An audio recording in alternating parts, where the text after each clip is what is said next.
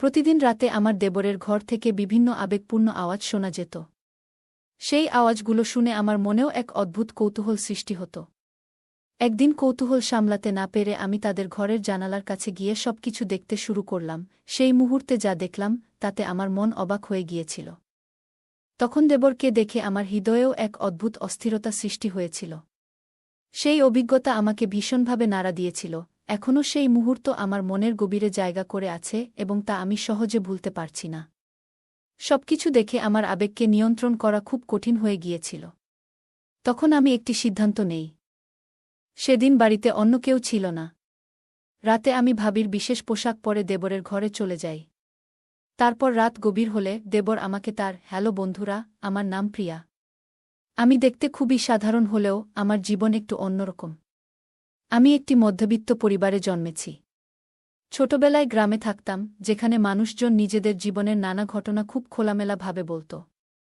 তখন আমার বয়স ছিল মাত্র 17 বছর। আমাদের মহল্লার মহিলারা নিজেদের জীবনের গল্প বলতে ভালোবাসত। এইসব গল্প শুনতে শুনতে আমার জীবনের পথও বদলে গিয়েছিল। তবে সেই রাতটি ছিল আমার জীবনের এক নতুন অধ্যায়ের সূচনা। আমি ছোট থেকেই কিছু বিষয় নিয়ে অনেক প্রশ্ন করতাম। আমাদের পাড়ার মহিলারা নিজেদের ব্যক্তিগত জীবনের বিষয়গুলো নিয়ে এমন খোলামেলা কথা বলত যে তা শুনলে আমার খুব অস্বস্তি হতো। আমি ভাবতাম, স্বামী স্ত্রীর মধ্যে যা কিছু হয় তা তো একান্ত ব্যক্তিগত, এগুলো নিয়ে এত আলোচনা করার কি প্রয়োজন? এই ধরনের কথা শুনে আমি প্রায়ই সেখান থেকে সরে যেতাম। আমাদের পরিবারে আমরা 4 জন ছিলাম, আমি, আমার মা বাবা এবং বড় ভাই। আমার ভাইয়ের বিয়ে হয়েছিল ঠিক 1 বছর আগে। আমার ভাবি ছিলেন খুব ভালো মনের মানুষ, কিন্তু তাকে কখনো নিজের ব্যক্তিগত বিষয় নিয়ে প্রকাশ্যে আলোচনা করতে দেখিনি। আমি নিজেও শিক্ষিত ছিলাম এবং সবসময় ভাবতাম কিছু বিষয় ব্যক্তিগত রাখা উচিত। এরপর সময় কেটে গেল এবং একদিন আমার বাবা আমার জন্য একজন পাত্র ঠিক করলেন। পাত্র ছিলেন আমাদের গ্রামেরই একজন। নাম ঈশান। তিনি শিক্ষিত ছিলেন এবং শহরে একটি কোম্পানিতে চাকরি করতেন। ঈশানের পরিবারে তার মা এবং ছোট ভাই ছিলেন। তার ছোট ভাই কৃষিকাজ করতেন এবং কুস্তি লড়তে পছন্দ করতেন। আমার বাবার সিদ্ধান্তে আমার বিয়ে ঠিক হলেও আমাকে পাত্রকে দেখার অনুমতি দেওয়া হয়নি। আমি এতে খুব চিন্তিত ছিলাম, কিন্তু বাবার কথার বাইরে যাওয়া সম্ভব ছিল না। 1 মাসের মধ্যেই আমাদের বিয়ে সম্পন্ন হয়। বিয়ের দিন পর্যন্ত আমি আমার স্বামীকে দেখিনি। বিয়ের পর শ্বশুরবাড়ি গিয়ে দেখি পুরনো একটি ইটের বাড়ি, যার মধ্যে একটি ছোট উঠোন আর 4টি ঘর ছিল। সেই বাড়িতে একটিমাত্র বাথরুম ছিল। বিয়ের প্রথম দিনগুলোর সেই স্মৃতি এখনও আমার মনে খুব স্পষ্ট। জীবনের এই পরিবর্তন আমাকে এক নতুন অধ্যায় নিয়ে গিয়েছিল। আমার বিয়ে হয়ে গেছে এবং আমি এখন নতুন বাড়িতে আছি। বাড়িটি ছিল খুব সাধারণ, যেখানে একটি মাত্র বাথরুম ছিল যা সবাই ব্যবহার করত। যদিও শুরুতে সবকিছু অস্বস্তিকর মনে হচ্ছিল, আমি মেনে নিয়েছিলাম যে এখন থেকে এটাই আমার নতুন জীবন। পুরো দিনটি নানা কাজে কেটে গেল। রাতে যখন সময় এগিয়ে এলো, আমি আমার ঘরে বসেছিলাম। আজ ছিল আমার বিয়ের প্রথম রাত, আর আমি আমার স্বামী ঈশানের জন্য অপেক্ষা করছিলাম। কিছুক্ষণ পর তিনি ঘরে এলেন, হাতে 1 গ্লাস দুধ নিয়ে। তখনই আমি প্রথমবারের মতো তাকে ভালোভাবে দেখলাম। ঈশান দেখতে খুব সাধারণ ছিলেন, পাতলা গড়ন এবং একটু দুর্বল বলে মনে হচ্ছিল। প্রথমে আমি একটু হতবাক হয়েছিলাম, কারণ আমি তার সম্পর্কে বেশি কিছু জানতাম না। তবে আমি নিজেকে শান্ত করলাম এবং ভাবলাম, হয়তো সময়ের সাথে সবকিছু বদলাবে। অনেক পুরুষই বিয়ের পর শারীরিক ও মানসিকভাবে ভালো হয়ে ওঠে। ঈশান আমার কাছে এসে বসে বললেন, প্রিয়া, তুমি আমার জীবনের সবচেয়ে সুন্দর উপহার।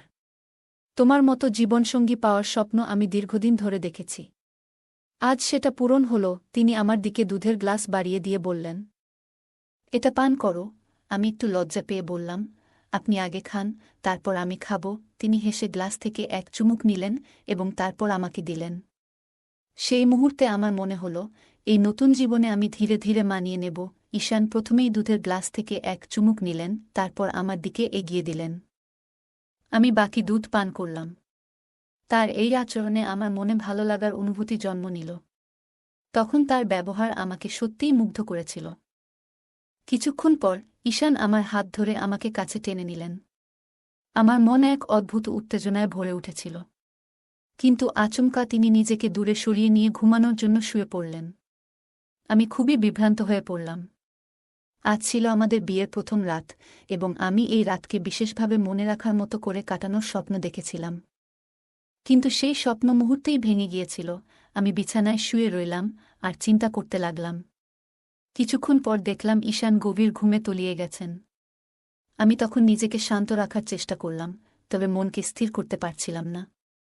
কখন যে ঘুমিয়ে পড়েছিলাম তা বুঝতে পারিনি। সকালে ঘুম ভাঙতেই দেখলাম সূর্যের আলো ঘর ভরে গেছে।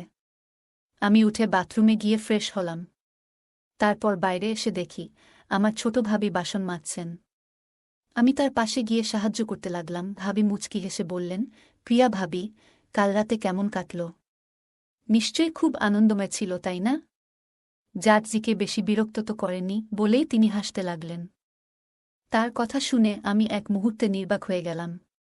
কি উত্তর দেব তা ভেবে পেলাম না। আমার ভাবির কথাগুলো শুনে মনে একটু অস্বস্তি হচ্ছিল, কিন্তু আমি তার কোনো উত্তর দিলাম না, বরং তার সঙ্গে হেসে হেসে কথা চালিয়ে যেতে থাকলাম। তখন আমি ভাবিকে জিজ্ঞাসা করলাম, তোমার বিয়ে আগে কিভাবে হলো? ঈশান ভাই তো মুবিন ভাইয়ের থেকে বড়, তাই না? ভাবি একটু হাসি দিয়ে বললেন, জার্জি বিয়ের বিষয়ে একেবারেই আগ্রহী ছিলেন না। শাশুড়ির জোরাজুরিতে তার বিয়ে হয়েছিল। তার কথা শুনে আমি একটু থমকে গেলাম। কথাগুলো শুনে মনে হলো যেন আমার স্বামীর মধ্যে কিছু অভাব রয়েছে। কিন্তু আমি কোনো মন্তব্য করলাম না।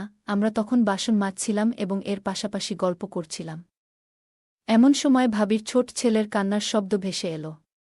তিনি তাড়াতাড়ি বললেন, প্রিয়া ভাবি, এই বাসনগুলো তুমি একটু দেখে নিও, আমি ছেলেকে সামলে আসি। এই বলে তিনি ছেলের দিকে চলে গেলেন। আমি একা বসে থেকে কাজ করতে লাগলাম আর ভাবছিলাম, নতুন সংসারের প্রতিটি দিন হয়তো আমাকে এমন অজানা গল্পের মুখোমুখি করবে। বাড়ির কাজগুলো ধীরে ধীরে শিখে নিচ্ছিলাম। একদিন সকালে বাথরুম থেকে ফিরে রান্নাঘরে গেলাম। সেখানে দেখি শাশুড়ি সবজি কেটে নিচ্ছেন। আমাকে দেখে তিনি বললেন, বুমা, সবজি তো কেটে দিয়েছি, এবার তুমি সবার জন্য চা বানিয়ে দাও। আমি তাড়াতাড়ি চা বানিয়ে সবার হাতে তুলে দিলাম। এরপর ভাবির সঙ্গে রান্নায় সাহায্য করতে শুরু করলাম। এভাবেই 10 দিন কেটে গেল। তবে প্রতিদিন রাতে আমি একই হতাশার মুখোমুখি হতাম। আমার স্বামীকে আমি জিজ্ঞাসা করতাম, তুমি কেন এমন করছ? কেন আমাকে সময় দিচ্ছ না? কিন্তু তিনি কোনো উত্তর দিতেন না। মুখ ফিরিয়ে শুয়ে পড়তেন। আমি অনেক চেষ্টা করতাম নিজেকে সামলে রাখার। আমার মনের ভেতর যন্ত্রণা বাড়তে থাকলেও কাউকে কিছু বলার সাহস করতাম না। কিছুদিন পর আমার স্বামী শহরে তার কাজের জন্য চলে গেলেন। আমি তাকে থামানোর চেষ্টা করিনি। কিন্তু মনে একটাই প্রশ্ন ছিল, কেন এই সম্পর্ক এমন হচ্ছে? প্রত্যেক নারী তার স্বামীর কাছ থেকে ভালোবাসা ও যত্ন আশা করে। সংসার সুখে চলার জন্য শুধু অর্থ বা খাবার যথেষ্ট নয়। স্বামী স্ত্রীর মধ্যে এমন কিছু অনুভূতি থাকে যা একজন নারীর মনে সুখ ও পরিপূর্ণতার অনুভূতি নিয়ে আসে। কিন্তু আমার স্বামীর মধ্যে সেই চেষ্টার অভাব আমি স্পষ্ট দেখতে পাচ্ছিলাম। আমি চুপচাপ সময় কাটিয়ে দিলাম আর মনে মনে ভাবলাম, হয়তো সময়ের সাথে সবকিছু ঠিক হয়ে যাবে। বিয়ে করার পর প্রত্যেক মেয়ে ভাবে তার নতুন সংসার তার জীবনের সবচেয়ে সুখময় অধ্যায় হবে। আমিও তাই ভেবেছিলাম। কিন্তু সময়ের সঙ্গে সঙ্গে বুঝলাম, আমার স্বপ্নগুলো এক এক করে ভেঙে যাচ্ছে। আমার স্বামী ঈশান কাজের জন্য শহরে চলে গেলেন। আমি চুপচাপ তাকিয়ে রইলাম। মনে হচ্ছিল যেন জীবনের সব আশা ধীরে ধীরে ফুরিয়ে যাচ্ছে। শ্বশুরবাড়িতে আমি একাই 6 মাস কাটিয়ে দিলাম। এই 6 মাসে আমার স্বামী মাত্র 10 দিনের জন্য বাড়ি এসেছিলেন, তাও যেন তার মধ্যে কোনো আগ্রহ ছিল না। আমার মন ভেঙে যাচ্ছিল, কিন্তু কাউকে কিছু বলতে পারিনি। নিজেকে শান্ত রাখার চেষ্টা করছিলাম। তবে এ সময় এক বিষয় খুব খারাপ লাগত। আমার ছোট ভাবিকে দেখে আমার মনে ঈর্ষা হতো। তার স্বামী একজন পরিশ্রমী কৃষক এবং শারীরিকভাবে খুবই শক্তিশালী। তাদের দাম্পত্য জীবন সুখে ভরা ছিল। একদিন আমি শাশুড়িকে বললাম, মা, আমি একবার আমার বাপের বাড়ি যেতে চাই। তিনি অনুমতি দিলেন।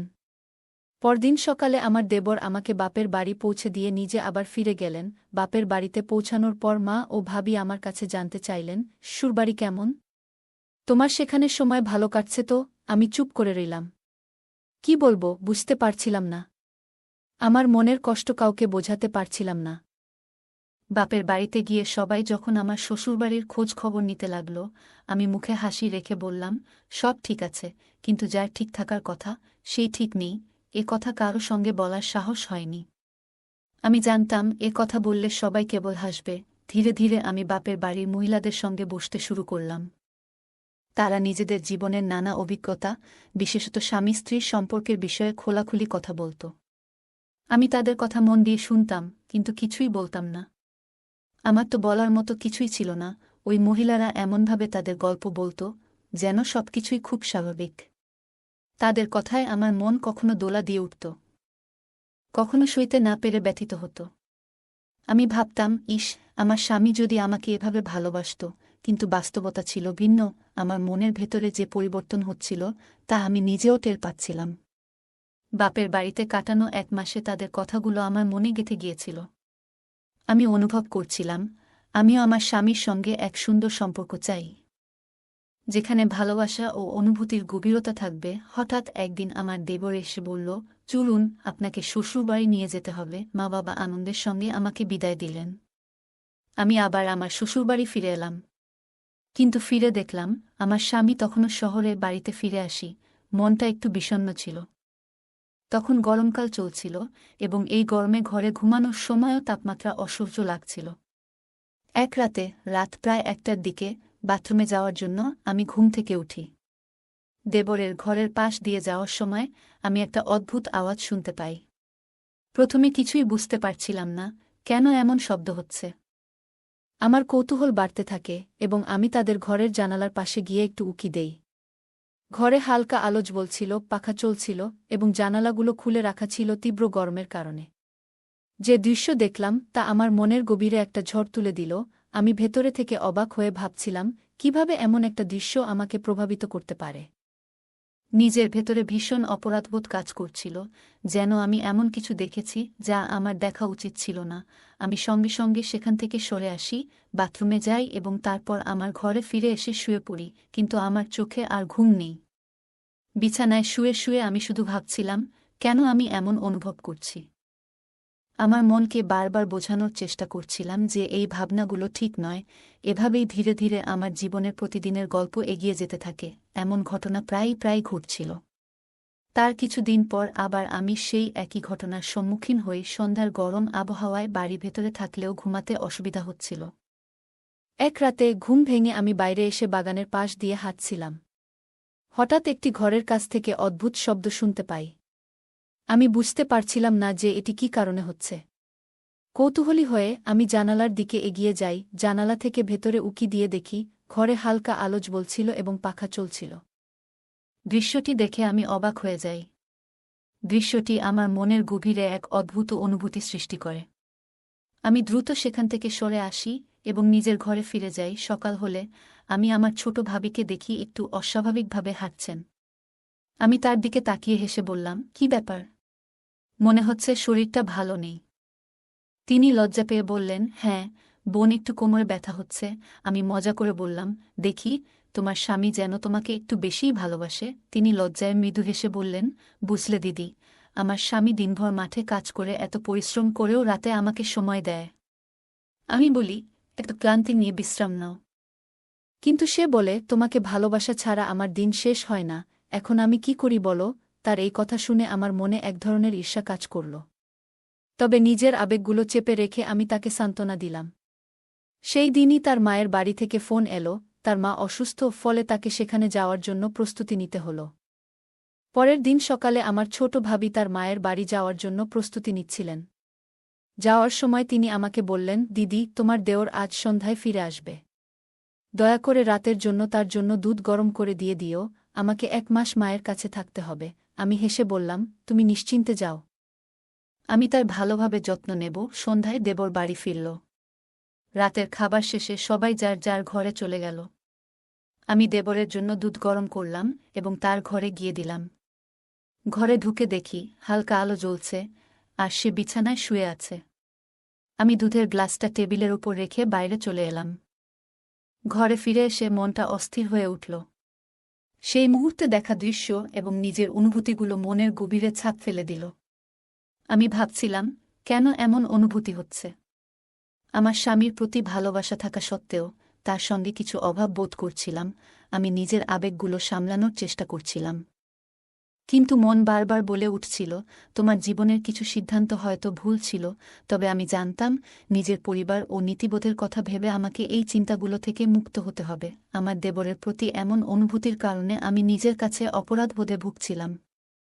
সিদ্ধান্ত নিলাম, এই চিন্তাগুলো থেকে মুক্তি পেতে আমাকে আরও বেশি শক্ত হতে হবে এবং নিজের পরিবারের প্রতি দায়িত্ব পালন করতে হবে।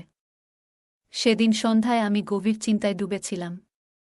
আমার স্বামীর প্রতি আমার সমস্ত ভালোবাসা থাকা সত্ত্বেও আমি কোনোদিন তার কাছ থেকে সেই মানসিক শান্তি পাইনি। মনকে বোঝাতে চেষ্টা করেছিলাম, কিন্তু তৃষ্ণা যেন দিন দিন বাড়ছিল। একদিন পরিস্থিতি এমন হলো যে আমার স্বামীর অনুপস্থিতিতে বাড়িতে শুধু আমি আর আমার দেবর ছিলাম।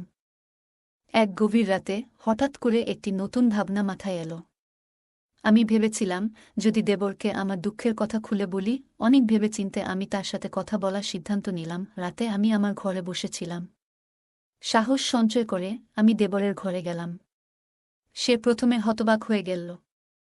আমি তাকে বুঝিয়ে বললাম যে কতটা একাকিত্বে ভুগছি। দেবর শান্তভাবে আমার কথা শুনল। কিছুক্ষণ পরে সে আমাকে সান্ত্বনা দিতে শুরু করল। সেই রাত ছিল অন্যরকম। কথোপকথনের মধ্য দিয়ে আমরা একে অপরকে বুঝতে শুরু করলাম। ধীরে ধীরে আমাদের মধ্যে একটি অদ্ভুত অনুভূতি কাজ করতে লাগল। কিন্তু সেই মুহূর্তেই আমার মনের মধ্যে দ্বিধা জন্মাল। এটা কি ঠিক হলো? পরবর্তী দিনগুলোতে আমি অনুভব করলাম আমার ভেতরে এক ধরনের অপরাধবোধ কাজ করছে। তার মধ্যেই একদিন রাতে যখন আমি দেবরের ঘর থেকে বের হচ্ছিলাম, তখন আমার শাশুড়ি আমাকে দেখে ফেললেন। তিনি আমাকে কিছু বলেননি, কিন্তু তার চোখের সন্দেহের আভাস স্পষ্ট ছিল। পরদিন তিনি সরাসরি আমাকে প্রশ্ন করলেন, তুমি এত রাতে দেবরের ঘরে কেন যাও? আমি তার প্রশ্নের জবাব দিতে পারছিলাম না। কিন্তু তিনি আমাকে বকাঝকা শুরু করলেন। শেষ পর্যন্ত আমি বললাম, মা, আপনি জানেন যে আপনার বড় ছেলে আমাকে কোনোদিন সঠিক ভালোবাসা দিতে পারেনি। আমি এই সম্পর্কের প্রতি বিশ্বস্ত থাকার চেষ্টা করেছি, কিন্তু আমি একা থাকতে থাকতে ক্লান্ত হয়ে পড়েছি। আমার কথা শুনে তিনি কিছুক্ষণ চুপ থাকলেন। তারপর বললেন, আমি তোমার কথা বুঝতে পারছি, কিন্তু এমন কোনো কাজ করো না যা আমাদের পরিবারের মানসম্মান নষ্ট করে। আমার বিয়ের পর থেকেই আমি একটি অনিশ্চয়তায় বসবাস করতে শুরু করি। স্বামীর প্রতি ভালোবাসা থাকা সত্ত্বেও আমি কোনোদিনই সেই আত্মিক ও মানসিক শান্তি পাইনি। স্বামী সবসময় নিজের কাজে ব্যস্ত থাকতেন, আর আমার প্রতি তার কোনো দায়িত্ববোধের প্রকাশ ছিল না। একদিন আমি আমার শাশুড়ির সঙ্গে আমার এই অসন্তুষ্টির কথা শেয়ার করলাম। আমি বললাম, মা, আপনি হয়তো জানেন না, কিন্তু আমি এই বিয়েতে মানসিক শান্তি পাইনি। একজন নারী তার জীবনে যতটুকু আশা করে আমি ততটুকু পাইনি। আপনি কি জানেন আমি কতটা একাকিত্বে ভুগছি? আমার কথা শুনে শাশুড়ি চুপ হয়ে গেলেন। তিনি বললেন, আমি ভেবেছিলাম সময়ের সাথে সবকিছু ঠিক হয়ে যাবে, কিন্তু এখন মনে হচ্ছে তোমার কষ্ট অনেক গভীর। আমি বুঝতে পারিনি যে তোমার এই পরিস্থিতি এতটা গুরুতর। এরপর কয়েকদিন ধরে শাশুড়ি আর আমার মধ্যে কোনো কথা হয়নি। হঠাৎ একদিন তিনি আমার স্বামীকে ফোন করে সবকিছু জানালেন। স্বামী প্রথমে কিছুই বলল না, কিন্তু তার চোখে মুখে লজ্জার ছাপ স্পষ্ট ছিল। সেই রাতে আমি সিদ্ধান্ত নিলাম যে এই সম্পর্ক থেকে বেরিয়ে আসব। পরদিন সকালে আমি আমার ব্যাগ গুছিয়ে নিজের বাড়ি ফিরে এলাম। বাড়িতে পৌঁছে আমি আমার মনের সব কথা আমার মা এবং বড় ভাবির কাছে বললাম। তারা আমার দুঃখ শুনে খুবই মর্মাহত হলেন। ভাবি শাশুড়িকে ফোন করে আমার পরিস্থিতি নিয়ে কথা বললেন এবং তাদের সিদ্ধান্তের সমালোচনা করলেন। এরপর আমার পরিবার সিদ্ধান্ত নিল যে আমার জন্য একটি নতুন জীবন শুরু করা উচিত। কিছুদিন পর আমার ভাই এবং বাবা একটি নতুন সম্পর্কের প্রস্তাব নিয়ে এলেন। একজন সুদর্শন এবং সদয় স্বভাবের মানুষ আমার জীবনে এলো। আমার জীবনে অনেক ওঠাপড়ার পর অবশেষে একটি নতুন অধ্যায় শুরু হয়। আমার বিয়ে হয়েছিল একজন দয়ালু এবং দায়িত্বশীল মানুষ, আমনের সঙ্গে। আমনের প্রথম স্ত্রী 6 মাস আগে এক মর্মান্তিক দুর্ঘটনায় মারা যান। তার পরিবারে তার মা-বাবা এবং ছোট একটি বোন ছিল, যে খুবই মিষ্টি স্বভাবের। আমার বিয়ের 15 দিনের মাথায় আমি নতুন শ্বশুরবাড়িতে প্রবেশ করি। আমন একজন সৎ এবং প্রতিষ্ঠিত মানুষ। তিনি তার অফিসে উচ্চপদে কাজ করেন। তার ভালোবাসা এবং যত্নে আমার মনে শান্তি আসতে শুরু করে। আমার শ্বশুরবাড়ির মানুষগুলোও আমাকে খুব স্নেহ করতেন। ধীরে ধীরে আমার পুরনো জীবনের দুঃখগুলোকে ভুলে গিয়ে আমি নতুন জীবনে মেতে উঠি। আমার স্বামী আমার প্রতি সবসময় যত্নশীল ছিলেন এবং আমাকে সেই ভালোবাসা দিয়েছিলেন যা একজন স্ত্রী তার স্বামীর কাছ থেকে আশা করে। আমিও তাকে পুরো মন থেকে ভালোবাসতে শুরু করি। জীবনের নতুন অধ্যায়ে এসে আমি উপলব্ধি করলাম, যখন জীবনে প্রকৃত ভালোবাসা এবং সঠিক দিক নির্দেশনা থাকে, তখন কোনো ভুল পথে হাঁটার প্রয়োজন হয় না। আমি সুখের জীবন কাটাতে শুরু করলাম এবং আমার ভেতরের সমস্ত হতাশাকে পেছনে ফেলে দিলাম। মানুষের জীবনে প্রতিটি স্বপ্ন পূরণের জন্য সঠিক সময় এবং সুযোগ দরকার। একজন নারীর জীবনে বিয়ে একটি নতুন আশা নিয়ে আসে, কিন্তু সেই আশা যদি পূর্ণ না হয়, তখন সে এক ধরনের ভাঙন অনুভব করে। অনেক সময় পরিস্থিতি মানুষকে ভুল পথে নিয়ে যায়, তবে এটা মনে রাখা উচিত, সঠিক সিদ্ধান্তই জীবনকে সুন্দর করে তুলতে পারে। অনেক সময় পরিস্থিতি মানুষকে ভুল পথে নিয়ে যেতে পারে, কিন্তু সঠিক সিদ্ধান্ত নিলে সেই ভুল পথ থেকে বেরিয়ে আসা সম্ভব। এটি দেখায় যে ভুল কখনো চূড়ান্ত নয়, বরং এটি সংশোধনের সুযোগ দেয়। গল্পের চরিত্রটি তার নিজের উপর বিশ্বাস রেখে নতুন জীবনের জন্য প্রস্তুতি নিয়েছে। এটি আমাদের শেখায় যে নিজের প্রতি বিশ্বাস এবং আত্মবিশ্বাস জীবনকে এগিয়ে নিয়ে যায়। গল্পটি আমাদের জীবনের নানা দিক সম্পর্কে নতুন উপলব্ধি দেয় এবং অনুপ্রেরণা যোগায়। এটি দেখায় যে সঠিক দৃষ্টিভঙ্গি এবং দৃঢ় মনোবল থাকলে যে কোনো চ্যালেঞ্জকে জয় করা সম্ভব। বন্ধুরা, এই ছিল আমাদের আজকের গল্প। আপনাদের গল্পটি কেমন লাগলো জানাতে ভুলবেন না। আপনাদের প্রতিটি কমেন্ট আমাদের উৎসাহ দেয়। গল্পটি ভালো লাগলে লাইক, শেয়ার এবং সাবস্ক্রাইব করতে ভুলবেন না। ধন্যবাদ।